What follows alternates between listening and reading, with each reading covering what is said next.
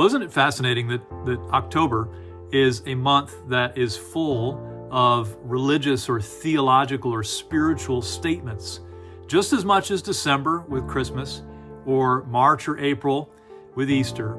There are theological statements made every single day in October. Why? Where? Well, it becomes socially acceptable for you to place fake dead people and gravestones in your front yard alongside of skeletons and monsters. That's okay. It's okay to scare the neighbor kids during the month of October.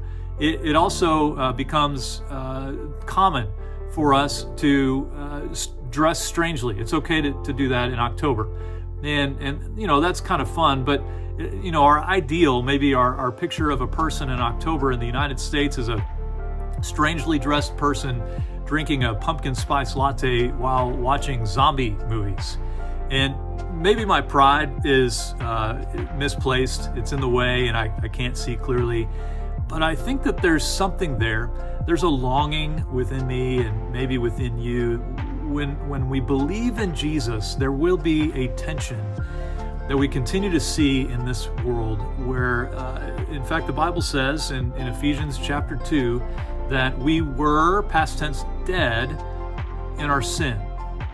And yet, in the next couple of verses, the Bible says that we were made alive with Christ by believing in Jesus. So we go from death to life.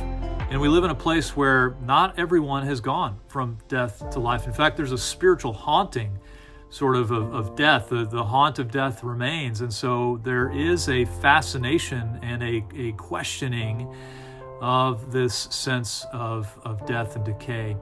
Christians are a people who are alive, and yet we live in a place that is haunted by death. The Bible tells us clearly that we become alive by believing in Jesus, but the Bible also tells us that we will wrestle, we will continue to feel the tension, especially, I think, at least I'm letting you know that I feel it in October. It's a strange month, but what we are called to do as believers is to press in, to believe and to rest in Jesus, even in the midst of these cultural tensions. And if you want to dig deeper and just get more real, dig into your own heart and mind and recognize that those tensions exist in our person as well.